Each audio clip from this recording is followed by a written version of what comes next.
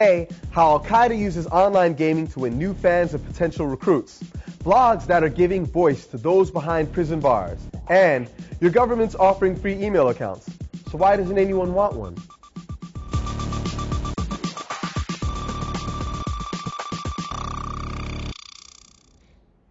Mark Belinsky, co-founder of Digital Democracy, is with us today in the stream. Mark, welcome to the stream. Hey, Derek, great to be here. It's great to have you. As always, our digital producer, Ahmed Shiab-Eldin, is tracking what folks are saying online. Ahmed, tell us what the people have been talking about. Sure, Derek. Yeah, it should come as no surprise that there's tons of protests and tons of news coming out of the Middle East and North Africa region, especially Mauritania, renewed protests, and Morocco. And actually, in Syria today, we're seeing some of the biggest violence that we've seen in recent weeks with the army, or the government rather, putting their tanks in Daraa. We have one video that we want to share with you that's coming from Majd Khalid that came to our Feed the Stream box. Essentially right here, you can see it's a montage of different, over the past couple of weeks, essentially, we've had different videos. And he's essentially running it with some music. And as you can see, people are protesting. People are also marching. And later on in the video, you see the government getting involved. We also want to quickly show you another video that was submitted to us from Bradley Bowman. It says right here, this should be part of your footage and addressed on the stream. Well, here we are addressing it. Right here, you see that this was allegedly uploaded on April 24th. And this is allegedly in Daraa showing Syrian citizens being shot at by police. Now, this video is graphic in a couple of seconds, but we want to keep it running just so that you can see essentially that the police are shooting at the protesters. Let's just switch gears here very quickly. We want to also share with you some news about Storify, which is the tool that we've been using to basically pull in different elements from across social media. As you can see right here, I'm scrolling down. Today they launched publicly, so you can essentially make a Storify and share it with us. And the beauty of this is that we can share your content and you can share our content. So remember, you can also use the Tell Al Jazeera hashtag to recommend stories to us, just as Bradley did today, and keep it coming because this is all about community and we really want and need you to be a part of it. Excellent. Thank you so much, Ahmed. Gamification. It's in everything these days, but you probably don't notice it. It simply means taking the mundane, everyday tasks we all have to do and adding an element of fun. It sounds harmless enough, but counterterrorism experts are raising concerns. Joining us now from San Francisco to delve into this world is renowned alternate reality game master Jane McGonigal. Jane, welcome to the stream. Thank you. It's a pleasure having you. So before we get into this conversation, I just wanted to start off with a video that gives a little bit of an explanation about what we're talking about when we speak of gamification. Difference at all. All work will be play, and all play will help enrich our lives. But there's a really nasty, there are 1,000 vectors we can use to scanning barcodes when doing inventory. Gamification simply takes all those Skinner box techniques we all know so well from earlier episodes, leveling systems, achievements, quests, checklists, rewards, etc., and layers them over existing activities. Scanning barcodes when doing inventory becomes a lot more engaging when there's a progress bar on your barcode scanner showing you how much closer you are to leveling up each time you scan an item. Getting an achievement for going 20 whole days without a customer complaint, or for finishing 30 math problems in a single night, it practically ensures that no one drops the ball on day 18, or quits doing their math at problem 25. It's the exact same thing that pushes us to just finish this level. There have been studies on it. It works. So this, in a nutshell, is talking about this idea of gamification. You take average everyday things, you create an incentive structure that makes people want to actually do that activity. And gives it some kind of greater resonance. Is this an accurate representation of what we're talking about?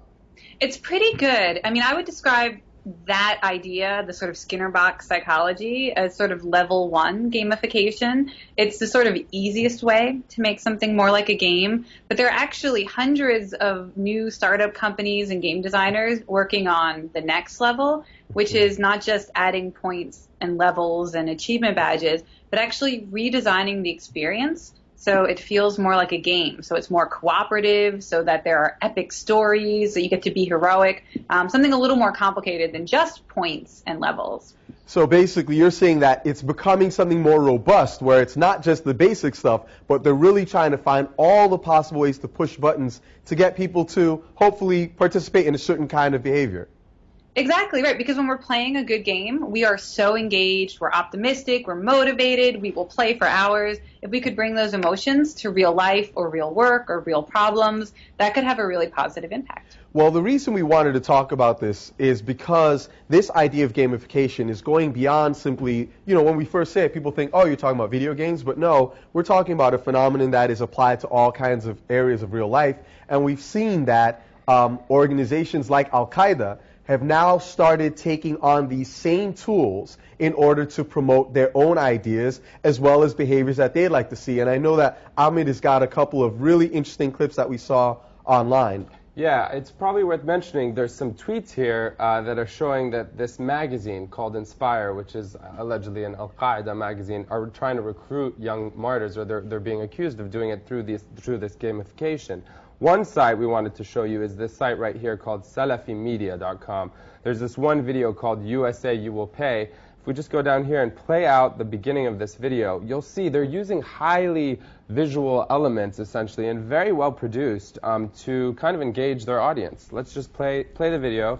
And what's particularly, I think, important to mention is that, this website is essentially one of the websites that has what's called a fundamentalist meter, which is basically a way of measuring how engaged someone is in this, whether you're a radical or a fundamental. This website uses these terms to kind of say that you have more power or legitimacy based on how active you are in the forum.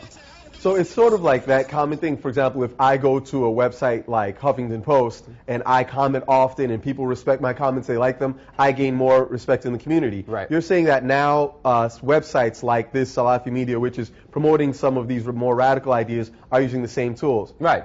So, Mark, I'm interested in your thoughts on this, because basically you're thinking then about something that is more sophisticated than what we normally consider as the practices. When we think about somebody who might be engaged in, a kind of a radical use of violence in order to pursue political ends, we think directly battlefield type stuff, but we don't think about these more psychological elements. What are the implications when you make it fun to potentially, or you give people a reward for engaging in activity that could potentially lead to violence? I mean, it's really amazing. I think back to actually in high school, I ran scavenger hunts and got my entire senior class engaged in these. And they would pay money to get involved, and then they would do things like take pictures of themselves skinny dipping in a pool just to get the points, just to engage.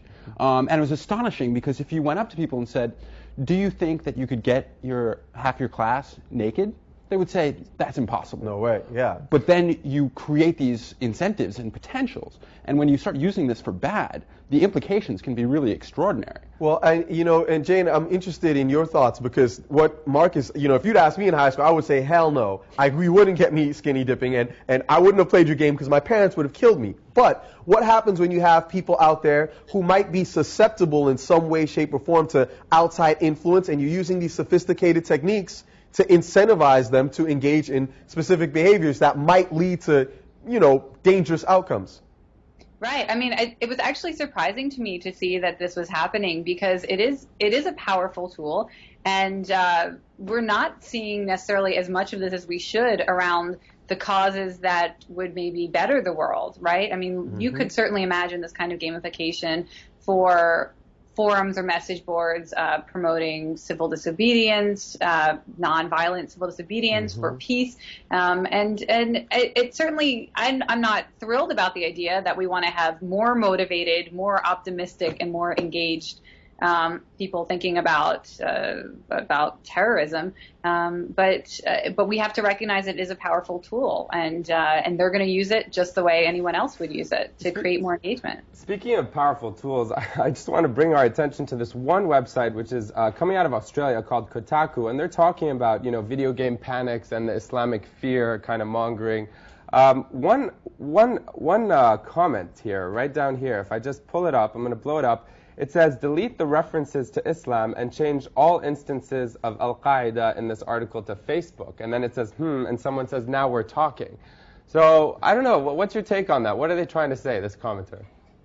Well, I mean, I think one thing they're saying is that social media is using gamification. Facebook is very much a game where you're trying to see, how many friends you can get and how many likes you can get, and and obviously all the games that we're actually playing on Facebook. So gamification is not like some scary thing that terrorists have come up with to have super engaged terrorists. It's something that lots of people, lots of innovators are wrestling with and trying to use. And my guess is that's what the commenter meant, that this is actually something that's happening in more mainstream social media environments too. So we've got an interesting report that we found from the American Psychological Association. This talks about video gaming, and I want to draw the distinction because when you talk about gamification, that can happen in a game context, it can happen in other online contexts, it can happen in real life context. You know, your frequent flyer miles, that's a method of gamification. It incentivizes you to fly with that place and collect those miles and use them to get more mileage from that airline or opportunities from that airline. But a 2000 report from the American Psychological Association, speaking specifically about video games, says that violent video games can increase aggression. Well, we also found a 2010 report that said violent video games may increase aggression in some but not others. And so what about this idea that people might respond and say, hey, look, if you really want to have freedom of expression, people should be able to say what they want, whether you agree with their ideas or not. And, you know, this stuff is just for fun. It's just the video. It's not going to lead to any kind of action. What do you think, Mark? Well, and I think video games have honestly gotten a bad rap. It's easy to make a violent video game that sells a lot, and we go to that as the example, Halo and all these other versions. And I think it's encouraging to see people who are really putting themselves out there to make games for good and start to think, how can we apply this to our daily realities to improve our world? I mean, creating a voting game to really incentivize people to get out the vote. You have, what, 40% of people who are engaging in many countries? I mean, we can really start amping up those numbers. Isn't this actually, at the end of the day, all about engaging your audience to do whatever it is you want to do, whether it's actually have them participate? Because, you know, I bring this up because we have someone, Sanchipu here, John Sanchez, who's asking us, he's asking us a question, how does gamification actually apply to the stream itself? In fact, engaging your audience and participants. I mean, well, this is the thing, like, because we think about these same tools, our position is, hey, if we make something that's interactive, and John, if you're watching and you're able to participate and you know that we're going to potentially read your tweet online, that gives you on-air incentive to communicate with us and to share with us. So, I mean, it's something that we all do, but what are the implications, Jane, when it can potentially be turned to for violence? Do we just say, well, hey, you know, we all do it, so it's all good? Or do we need to be more careful when we look at what kind of tools these techniques are being used to advance? Absolutely. We should be thoughtful and we should be ethical about what we're inspiring people to do. It's why when I make a game, the number one rule for everyone working on the design team is that everything we design should have a positive impact on a person's real life or to help solve a problem, so that after you play the game, you're a better person or the world is a better place. And you could use gamification techniques for evil, absolutely. You know, my thought is exactly the idea that if we just make more games that are targeted towards positive outcomes, that we will have, you know, a dog in the fight. We will be actually using these tools for good, which is why I make games for groups like the New York Public Library, where the outcome is you've written a book about your hopes and dreams for the future. You know, that's a positive thing that we can get young people engaged with. Well, I love your idea there, Jane, that maybe this is something we should take as a challenge, a competitive challenge, to make better games, to make better incentives for people to do good things in the world. Jane, I want to thank you for being here, for sharing your knowledge on this issue, and for also giving us some insight into your own work. We hope to have you back again. Absolutely. Awesome. See you next time. Absolutely. Take care. Thanks, Jane. Now, don't forget, we're looking all the time for your take on these stories, just like we got from Sanchipu. So please keep the tweets coming to @AJStream. I'm Jigger Maida, and I'm one of the co-founders of 18daysinegypt.com, and I'm in the stream. Prison can be a lonely and isolating place, but one new project is using technology to help inmates maintain their connection to the world. This is something that really blew my mind. I actually, I liked the idea of the story when we first came to it, but it really moved me as we got deeper into looking at it. And we're very lucky because joining us today in the stream is Charlie Dittar. He's a master's student at MIT's Media Lab, and he's going to be giving us a little bit more insight into what this is all about, this particular project, Blogging Between the Bars. Charlie, we're going to give you a second to get all set up on your Skype, and then we're going to come right to you. To give some insight into what this is, basically they've created a platform that enables people, prisoners, to write letters, and that those letters, because a lot of these prisoners don't have access to computers, they can't get online, that those letters can then be PDF'd and uploaded outside of the prison, and anyone can join the system and say, I'm going to transcribe this letter, so it's easier for people to hear your voice even though you may be incarcerated. Ahmed, I know you've got some interesting visuals on the growth in the prison population from the Between the Bars website. Yeah, while we're waiting for Charlie, we have some interesting visuals and just an explanation of this kind of web log platform for prisoners that's essentially trying to connect people, as you said, Derek, with people that are outside of this prison. And I want to actually highlight something very quickly. It's not just about writing, even though there are letters that are being written. It's also about just expressing themselves and trying to give them a voice so that, potentially later on they can, maybe integrate into society. Right here we have this visual, and it's attached with an handwritten letter, and I just want to quickly read through this. I don't know if you could see this on the monitor, but this gentleman says, I don't know how this blog thing works exactly, but I'm a very prolific writer and an artist who has finally found a way between the bars to escape the drudgery of doing this life sentence all alone. Here at a 1,000-man penal colony. This, of course, will permit me to present a new vista on this blog site every week for the world to view, all the while sharpening my trivial skills. Thank you very much. Wow, that's intense. And so we got to introduce Charlie. Thank you so much for joining us from the MIT Media Lab. This is really a fascinating project, and it's particularly impactful when you consider how many people are incarcerated right here in the United States. Can you talk to us a little bit about those rates of incarceration and why you decided to do this project? Certainly, yeah. So back in 2008, we reached this milestone in the U.S. of 1 in 100 adults in prison. And the U.S. right now, we have 25% of the world's prisoners, despite the fact that the U.S. only has 5% of the world's population. So we're incarcerating people faster than China, Iran, all the sort of third world dictators. We really just have a huge number of people in prison. And it's a race issue as well. 1 in 3 black males will be in prison at some point in their lifetime. This is fascinating, and I wanted to dive into what you just said about the China issue, because China just gave a report, and I saw it in a couple of places on my website, talking about the human rights record of the United States, and basically they're saying, look, the United States has got the highest number of inmates of any country in the world. And when you bring up that race issue, this is something I feel acutely. I'm fortunate to never have been in prison, but I can tell for a fact the way I look at police is very different from the way a lot of my friends who are not of African descent. I can remember the last time I was pulled over by a cop for some random, not even a traffic violation, like a tag or expired tag or something, and the guy put me in an arm bar, slammed me on the front of his car, handcuffed me, and threw me in the back of the truck until his lieutenant got there and forced him to let me go because I hadn't done anything.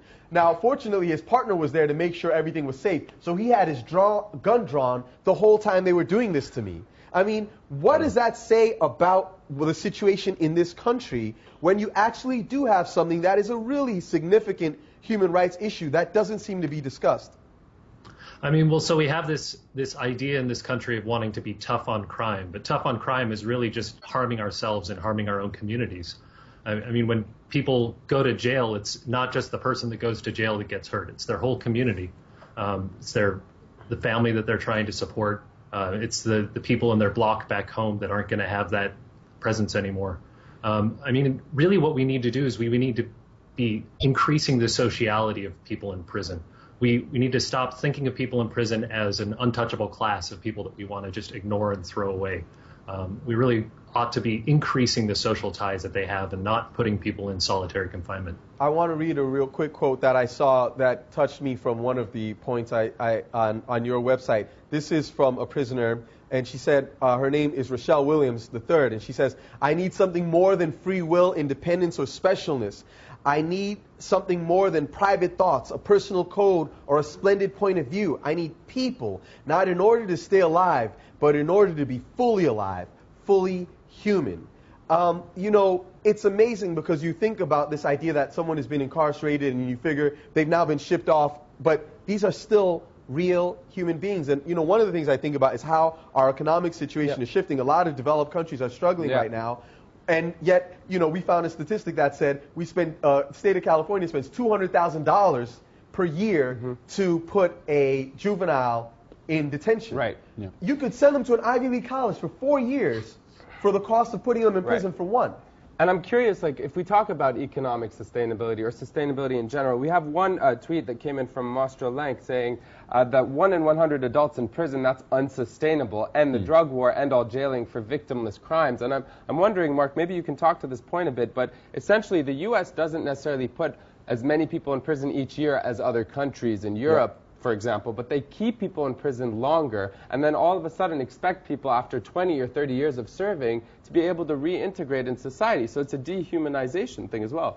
Well, and it's also a question of transparency. It's letting the light in and saying what's actually happening here, and giving voice inside to shine a light also provides an opportunity to cut through a lot of the misconceptions that currently exist. You know, people think rehabilitation is actually taking place in there, and it's not. People are not getting an education. They're not being given access to their own rights. Right. And I think that the more projects like this will bubble up, people will really be able to speak out against these injustices and really know about it intimately. And this is something that, you know, I want to get some all of your thoughts on this, because, you know, as an immigrant coming to this country, and this is a global show, we have a global audience. I know for a fact that I come from Ghana. Everybody back home thinks the United States is the land of milk and honey.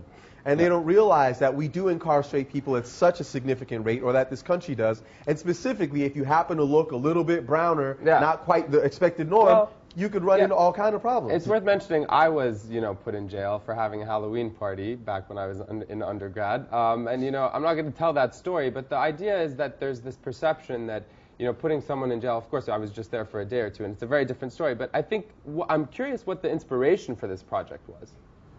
Yeah, well, back in 2008, I started reading some blogs of some other people online. I mean, prison blogging isn't something that we invented. Certainly there have been people doing it before, but usually in the past when people have been blogging from prison, they've had to have tech-savvy friends or family who could take their letters and transcribe them.